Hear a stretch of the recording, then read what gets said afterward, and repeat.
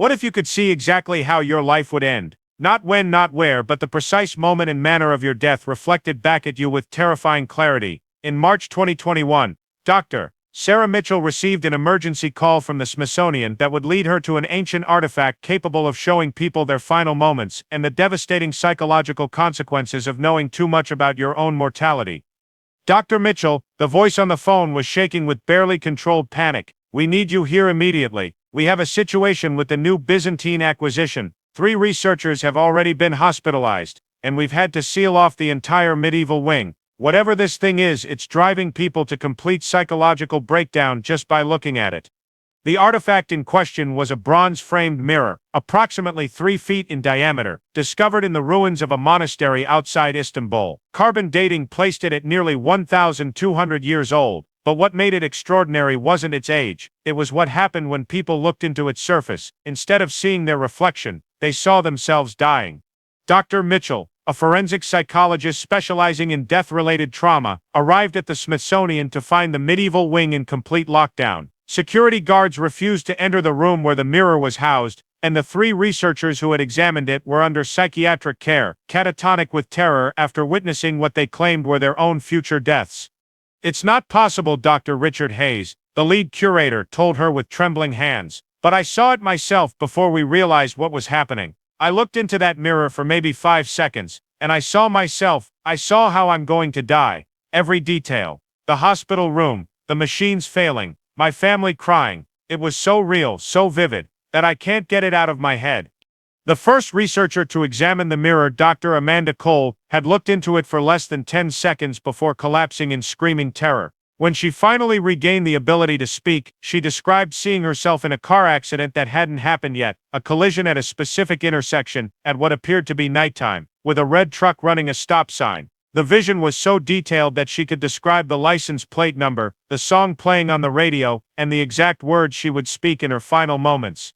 The second researcher, Dr. James Park, had seen himself dying of what appeared to be a heart attack in his home office, surrounded by stacks of research papers. He could describe the date on his computer screen, the specific book that would be open on his desk, and even the color of the pen he would be holding when his heart stopped. The detail was so precise that he had immediately called his doctor to schedule every cardiac test available. But it was the third researcher, Dr. Elena Vasquez, whose experience had prompted the complete lockdown of the exhibit. She had looked into the mirror and seen herself dying not from natural causes or accident, but from what appeared to be suicide. The vision showed her standing on the roof of her apartment building, looking down at the street below, before making the decision to jump. What terrified her most wasn't the method of death, but the expression of peace on her face in the vision, as if she had chosen this end willingly. Dr. Mitchell's first instinct was to dismiss the reports as mass hysteria or some form of suggestion-induced hallucination. But when she interviewed the 3 researchers separately, their accounts were remarkably consistent in their specificity and emotional impact.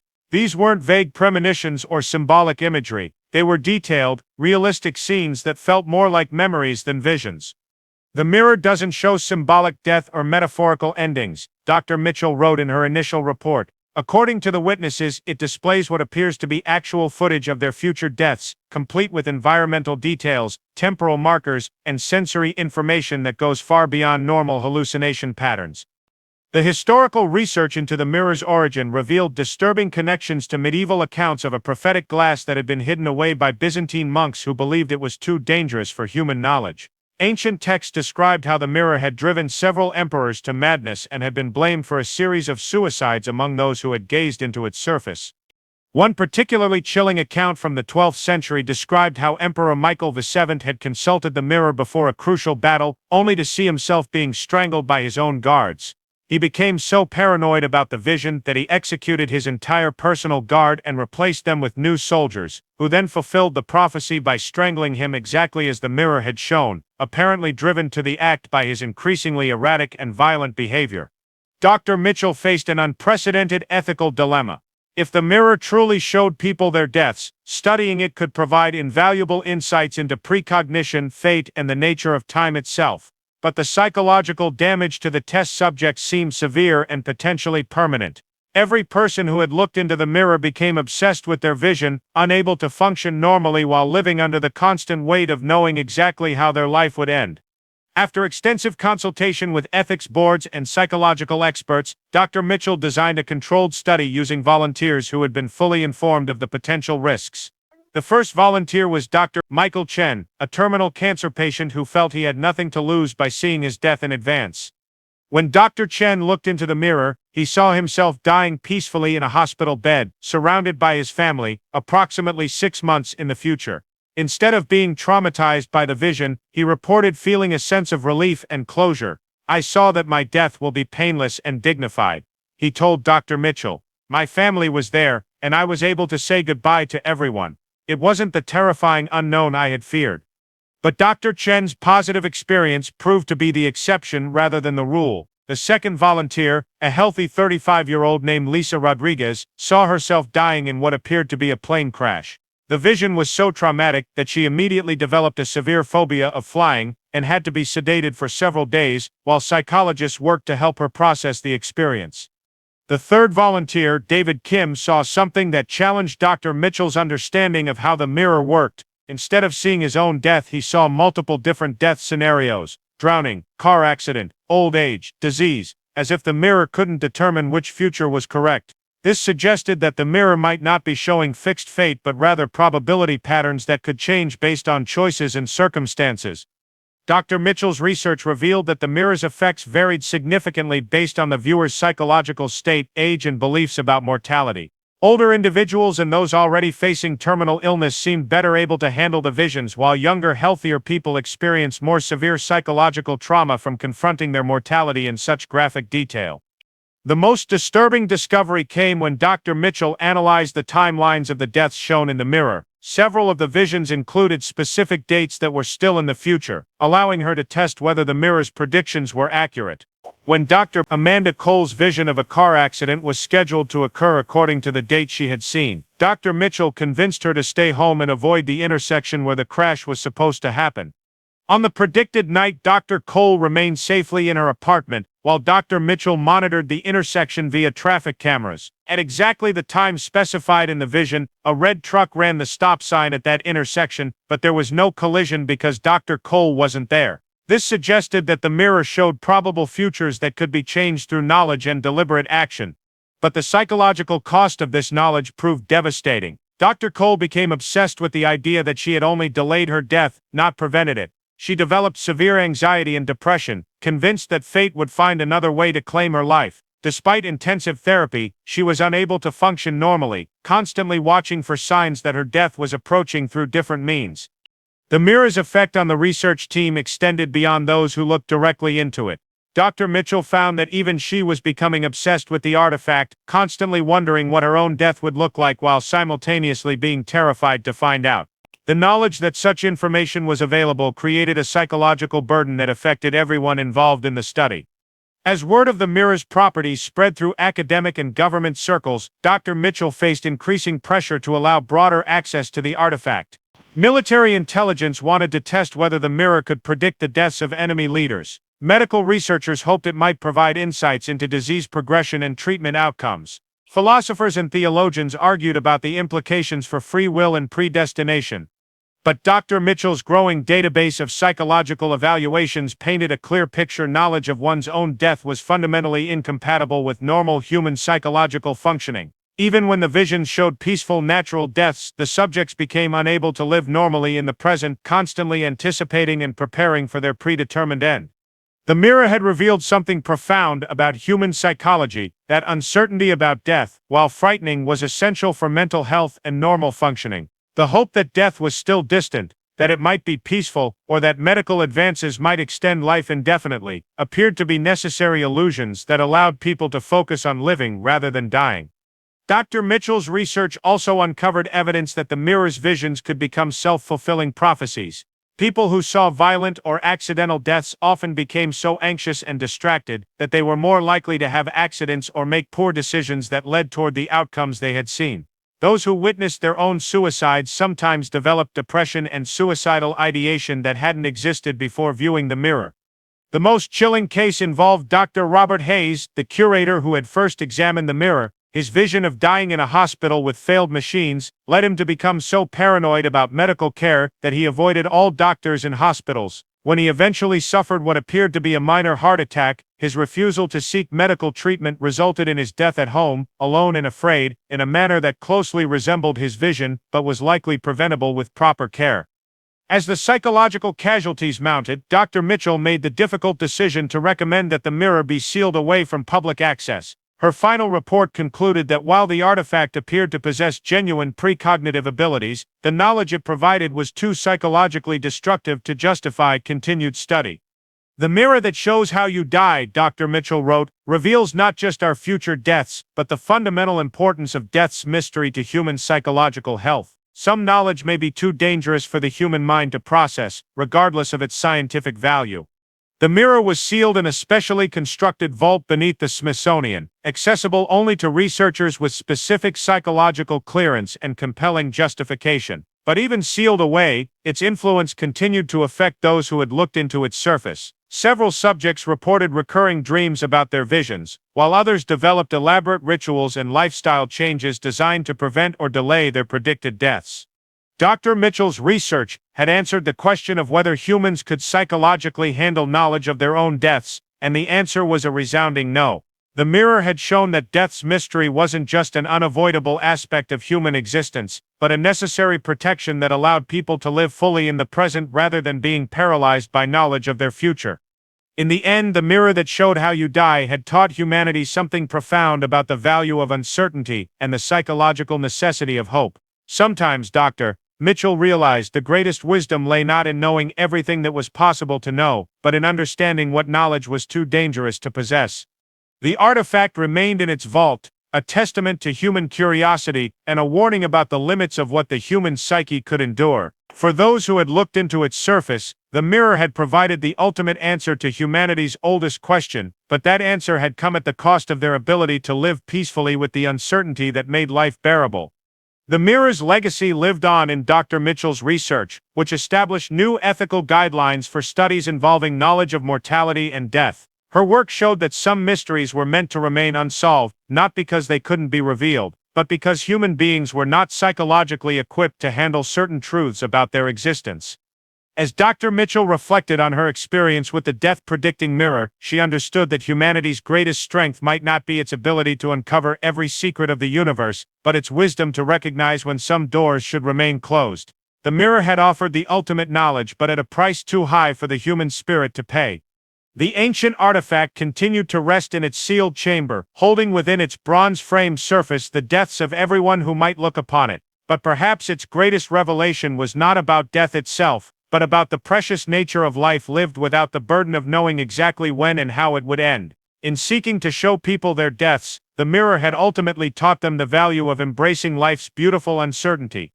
As news of the mirror's existence inevitably leaked beyond the confines of the Smithsonian, Dr. Mitchell found herself at the center of a global controversy that would test the limits of scientific ethics and human understanding. Government agencies from multiple countries began making inquiries about potential access to the artifact, while religious leaders worldwide debated its theological implications. The Vatican issued a statement expressing concern about humanity's attempt to pierce the veil of divine mystery, while Islamic scholars debated whether the mirror represented forbidden knowledge that violated Allah's will to keep the future hidden from mortal eyes. Buddhist leaders conversely saw the mirror as a tool for confronting the illusion of permanence and achieving enlightenment through direct confrontation with mortality.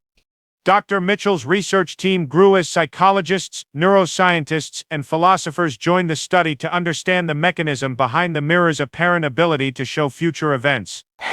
Brain scans of subjects who had viewed the mirror revealed unusual activity in regions associated with temporal processing and memory formation, suggesting that the visions weren't simply hallucinations but genuine perceptual experiences of some kind.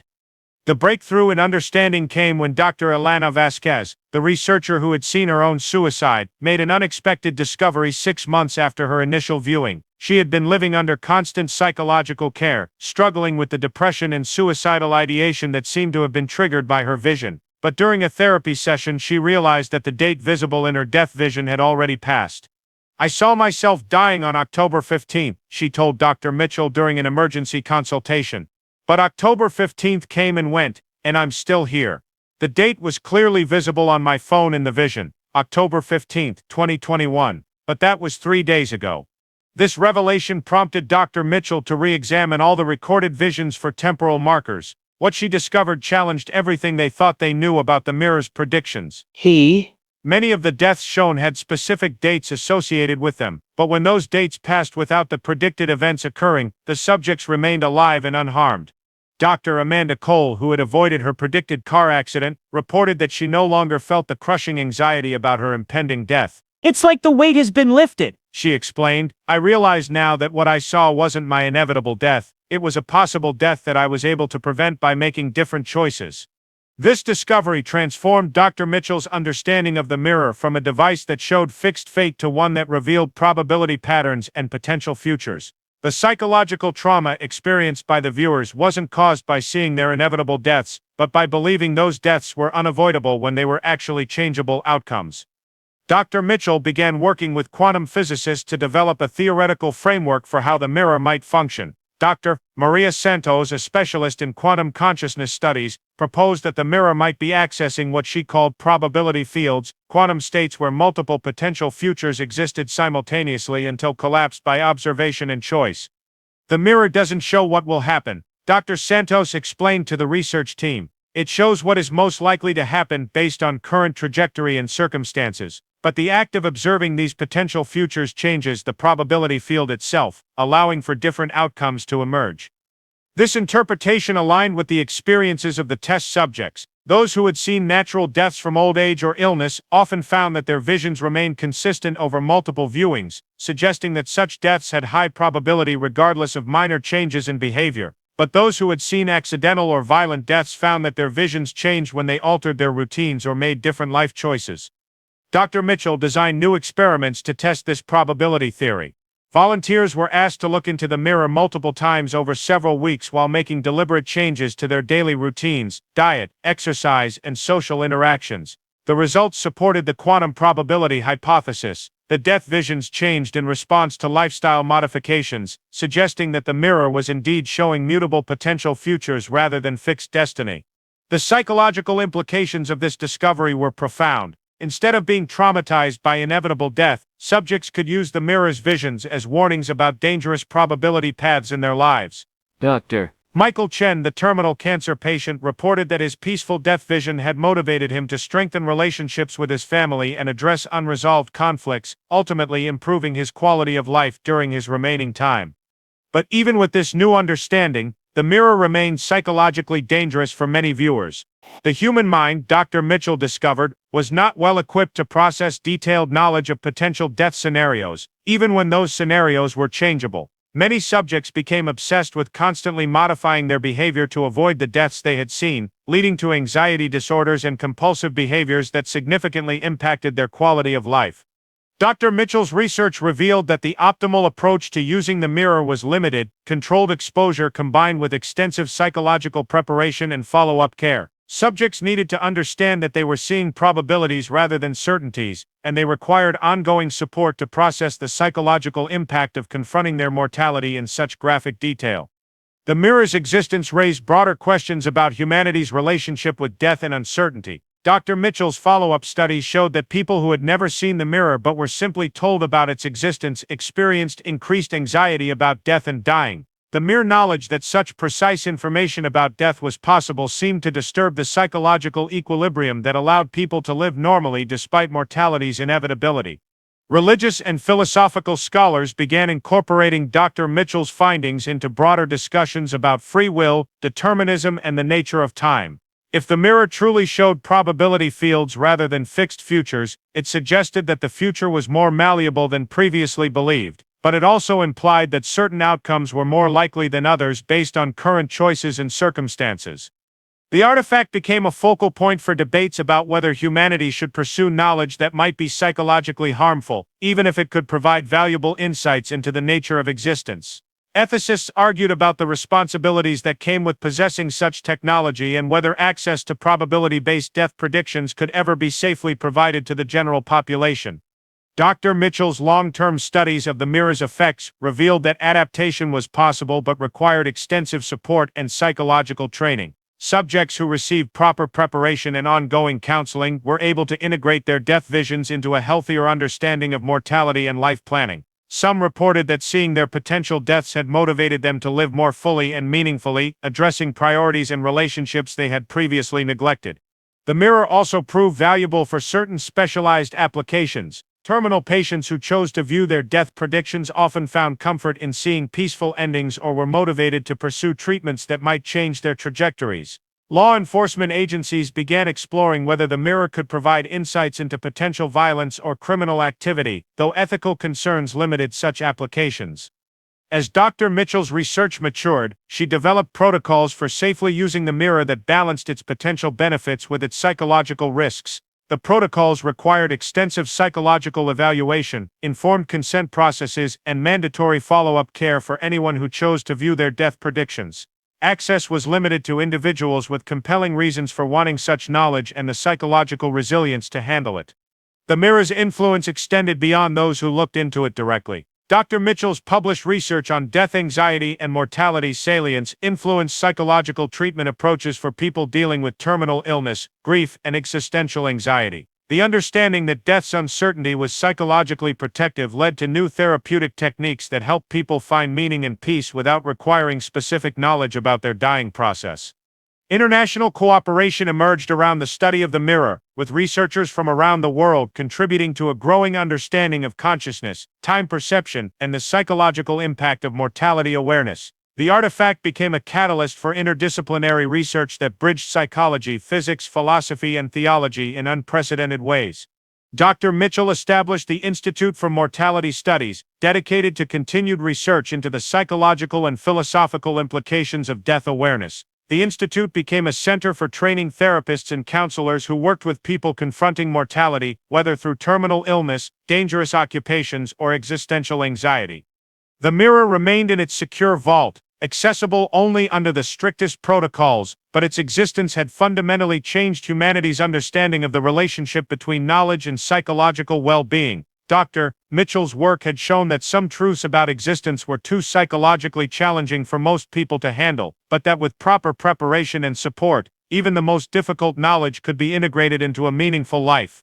As years passed, the legend of the death-predicting mirror became part of human folklore, inspiring countless stories, films, and philosophical discussions about the nature of fate and free will. But for those who had actually looked into its surface, the mirror remained a profound reminder that life's greatest gift might not be the certainty of knowing what would come, but the freedom that came from embracing uncertainty and choosing to live fully despite not knowing how the story would end. Dr. Mitchell's final report on the mirror concluded that humanity's relationship with death was far more complex than previously understood. The artifact had revealed that while people craved certainty about their mortality, they were psychologically healthier when that certainty remained beyond their reach. The mirror that showed how you die had ultimately taught humanity that some mysteries were meant to remain unsolved, not because they couldn't be revealed, but because their revelation would fundamentally alter what it meant to be human. The research continued, but with the understanding that the mirror's greatest value lay not in the specific death predictions it provided, but in what it taught about human psychology, the nature of time, and the delicate balance between knowledge and well-being that defined the human experience. In seeking to show people their deaths, the ancient artifact had revealed something even more profound about the precious nature of life lived without the burden of knowing too much about its ending. As Dr. Mitchell reflected on her years of studying the mirror, she realized that the most important discovery hadn't been about death at all, but about life, and the psychological conditions that allowed human beings to live with meaning, hope, and purpose in the face of mortality's ultimate uncertainty. The mirror had shown that humanity's greatest strength lay not in conquering every mystery, but in finding wisdom about which mysteries were meant to remain beautifully, protectively unknown.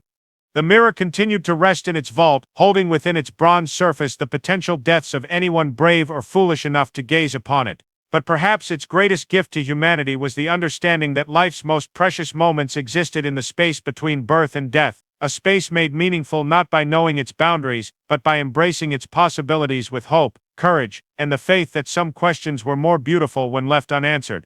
The story of the mirror took an unexpected turn 5 years after Dr. Mitchell's initial research when she received a call that would forever change her understanding of the artifact's true nature. Dr. Elena Vasquez, the researcher who had seen her own suicide but lived past the predicted date, had made a discovery that challenged everything they thought they knew about the mirror's purpose.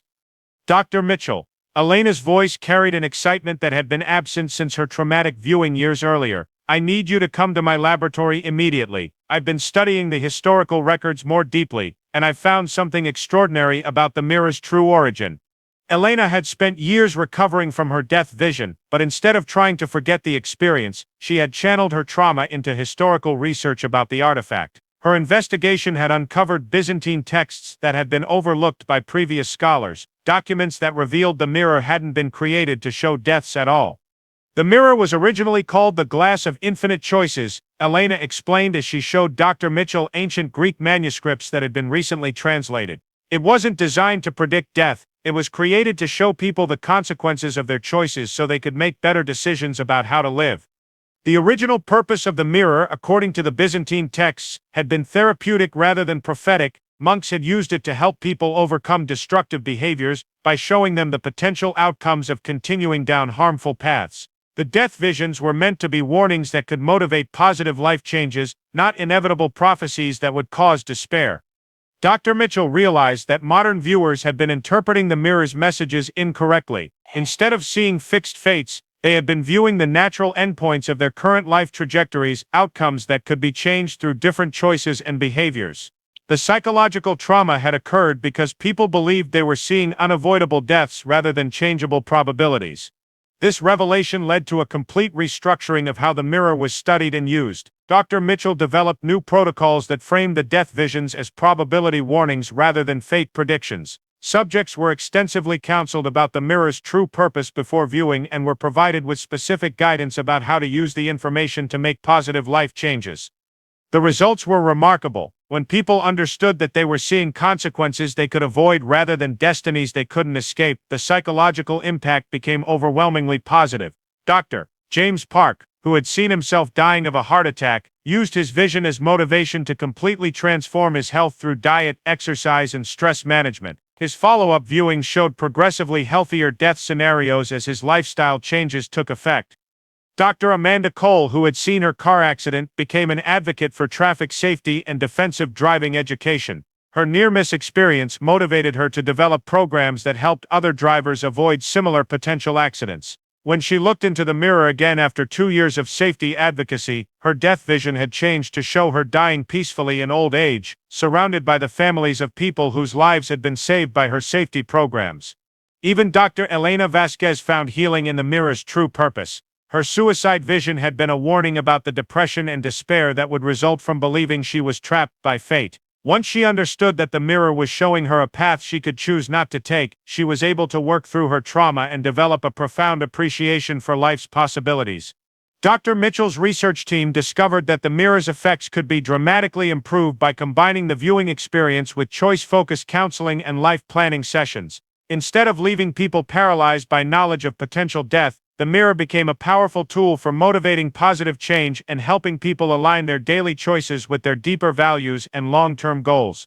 The therapeutic applications expanded as Dr. Mitchell developed specialized protocols for different populations. Terminal patients used the mirror to explore how different treatment choices might affect their remaining time, often finding peace in seeing that their decisions could influence not just the length of their lives but the quality of their deaths. People struggling with addiction saw how their substance abuse was leading toward early death, providing motivation for recovery that abstract warnings couldn't match.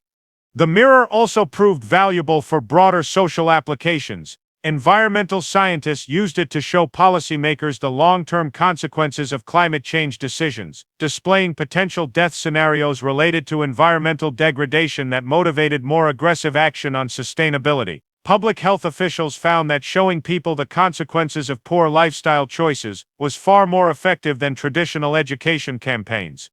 Dr. Mitchell established the Global Institute for Consequence-Based Decision-Making, which trained counselors and therapists worldwide in using visualization techniques inspired by the mirror's approach. While only a limited number of people could access the actual artifact, the principles behind its therapeutic use could be applied broadly to help people make better choices about their lives.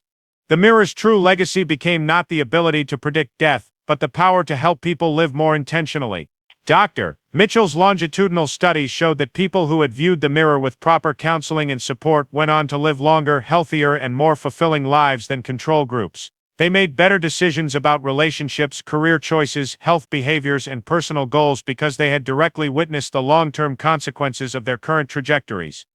Religious and philosophical communities embraced the mirror's reframed purpose as consistent with many spiritual traditions that emphasize the importance of contemplating mortality to inspire better living. The artifact became a bridge between scientific research and spiritual practice, offering empirical evidence for the transformative power of confronting one's mortality with wisdom and support. As Dr. Mitchell prepared her final report after a decade of research, she reflected on how the mirror had taught humanity that the fear of death could be transformed into a celebration of life when approached with proper understanding and guidance. The artifact had shown that knowledge of potential endings could inspire better beginnings, and that awareness of mortality could enhance rather than diminish the experience of being alive. The mirror remained accessible under careful protocols, continuing to serve as a tool for personal transformation and decision-making guidance. But its greatest contribution to human knowledge was the understanding that death's inevitability, rather than being a source of despair, could become the ultimate motivation for living with purpose, intention, and deep appreciation for every moment of existence. Dr. Mitchell's work had shown that the mirror's true magic wasn't in predicting the future, but in empowering people to create better futures through wiser choices in the present. The ancient artifact had taught humanity that while death might be inevitable, the path to death was filled with countless opportunities for growth, love, service, and meaning. In her final words about the mirror, Dr. Mitchell wrote, "The mirror that shows how you die ultimately teaches you how to live. It reminds us that every choice matters, every day is precious, and every moment offers the possibility of choosing a path that leads not just to a better death, but to a more meaningful life. In showing us our endings, it illuminates our beginnings and empowers us to write better stories with the time we have been given." The mirror continued to rest in its chamber, no longer a source of terror but a tool of transformation. It served as a reminder that humanity's greatest discoveries often came not from finding new answers, but from learning to ask better questions about the mysteries that had always surrounded human existence. The artifact that had once driven people to despair had become a beacon of hope, teaching that even knowledge of death could be transformed into wisdom for living when approached with courage, understanding, and the support of a caring community.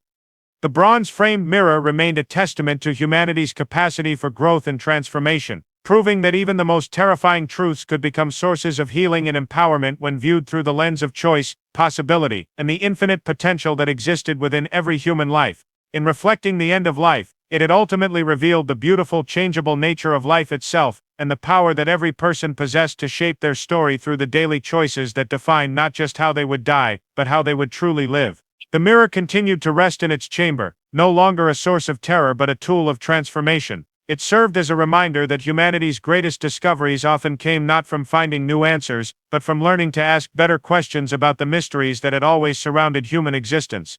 The artifact that had once driven people to despair had become a beacon of hope, teaching that even knowledge of death could be transformed into wisdom for living when approached with courage, understanding, and the support of a caring community. The bronze-framed mirror remained a testament to humanity's capacity for growth and transformation, proving that even the most terrifying truths could become sources of healing and empowerment when viewed through the lens of choice, possibility, and the infinite potential that existed within every human life. In reflecting the end of life, it had ultimately revealed the beautiful, changeable nature of life itself, and the power that every person possessed to shape their story through the daily choices that define not just how they would die, but how they would truly live. 20 years after Dr. Mitchell's initial encounter with the mirror, the artifact had become one of humanity's most treasured and carefully guarded tools for personal transformation. The Global Institute for Consequence-Based Decision-Making had trained thousands of counselors worldwide, and the principles discovered through the mirror study had revolutionized approaches to therapy, education, and personal development. Dr. Mitchell, now in her 70s, continued to oversee the mirror's use as Director Emeritus of the Institute. On quiet evenings, she would sometimes sit in the observation room adjacent to the mirror's chamber, reflecting on the extraordinary journey that had brought her to this ancient artifact and the profound lessons it had taught about the human condition. The mirror had shown that humanity's greatest fear, death itself, could become its greatest teacher when approached with wisdom and proper support. People who had learned to see their mortality not as a curse but as a guide had gone on to live with unprecedented intentionality and joy. They cherished relationships more deeply, pursued meaningful work with greater passion, and made choices that reflected their deepest values rather than their immediate impulses. The children of those who had worked with the mirror grew up with a unique perspective on life and death that set them apart from their peers. They possessed an unusual comfort with mortality that translated into fearlessness in pursuing their dreams and an extraordinary capacity for compassion toward others facing difficult choices or life transitions. As Dr. Mitchell prepared for her own retirement, she reflected on the irony that in studying an artifact that showed death, she had discovered more about life than in all her previous years of psychological research combined. The mirror had taught her that death was not the opposite of life, but rather life's most faithful companion, always present but usually hidden, whose occasional visibility could transform fear into wisdom and anxiety into purpose. On her final day as active director of the Institute, Dr. Mitchell stood before the mirror one last time. After decades of studying its effects on others, she had never looked into its surface herself, maintaining the professional boundary that separated researcher from subject. But now, as she prepared to step away from active research, she felt called to experience directly what she had spent her career helping others understand. With the support of her colleagues and the full protocol she had developed over decades of research, Dr. Mitchell gazed into the ancient bronze-framed surface. What she saw there was not the terrifying vision of inevitable doom that early subjects had experienced, but rather a peaceful scene of herself in advanced old age, surrounded by the hundreds of people whose lives had been transformed by her work with the mirror. In her vision, Dr. Mitchell saw herself dying not with fear or regret, but with profound satisfaction at a life well lived and a legacy that would continue to help people make better choices long after she was gone. The mirror showed her that her death would come naturally, after many more years of meaningful work and surrounded by a community of people who had learned to live more fully because of the wisdom she had helped them discover. Instead of feeling trauma at seeing her death, Dr. Mitchell experienced a deep sense of peace and completion. The mirror had shown her that her life's work had meaning that would extend far beyond her individual existence, and that the fear and healing she had witnessed in others was part of a larger story of human growth and transformation. As she stepped away from the mirror for the final time, Dr. Mitchell understood that she had experienced something profoundly different from the early subjects who had been traumatized by their visions. The difference wasn't in what the mirror showed, but in how she had been prepared to receive that knowledge. Decades of studying the artifact had taught her to see death not as an ending but as a transition, not as a failure, but as a completion, not as something to be feared, but as something to be accepted with grace and wisdom. The mirror's chamber was sealed once again, but its influence continued to ripple outward through the thousands of people whose lives had been touched by Dr. Mitchell's research. They carried forward the understanding that mortality was not humanity's greatest burden but rather its greatest gift, the awareness that gave urgency to love, meaning to choice, and preciousness to every moment of existence. In the years that followed, the mirror became the subject of countless books, films, and philosophical treatises, but those who had worked directly with the artifact knew that its true power lay not in its ability to show the future but in its capacity to transform how people lived in the present. It had taught humanity that the question was never how much time one had but rather how fully one chose to live within whatever time was given. Dr. Mitchell lived for many more years after her encounter with the mirror, exactly as her vision had shown, surrounded by a community of people whose lives had been enriched by her work. When her time finally came, those present reported that she faced death with the same peaceful acceptance she had seen in her vision decades earlier, whispering words that would become the unofficial motto of the institute she had founded: "Every ending is a beginning, every death a birth into new understanding." The mirror remained in its chamber, continuing its ancient work of showing people the consequences of their choices and helping them understand that life's greatest beauty lay not in its permanence but in its preciousness. It stood as a permanent reminder that humanity's deepest wisdom often came from confronting its greatest fears with courage, compassion, and the understanding that even death itself could be transformed from an enemy into a teacher. In the end, the mirror that showed how you die had become humanity's greatest guide for how to live, not in fear of the inevitable, but in celebration of the possible, not in denial of mortality, but in embrace of the extraordinary gift that consciousness represented in a universe of infinite mystery and beauty. The ancient artifact had revealed that the secret to a meaningful life lay not in avoiding death, but in living so fully that when death finally came, it would find a soul complete, a heart full of love, and a story worth telling for generations to come. And in the quiet of its chamber, the bronze-framed mirror continued to reflect not just the deaths of those who gazed upon it, but the infinite potential for growth, choice, and transformation that made every human life a unique and precious contribution to the greater story of existence itself.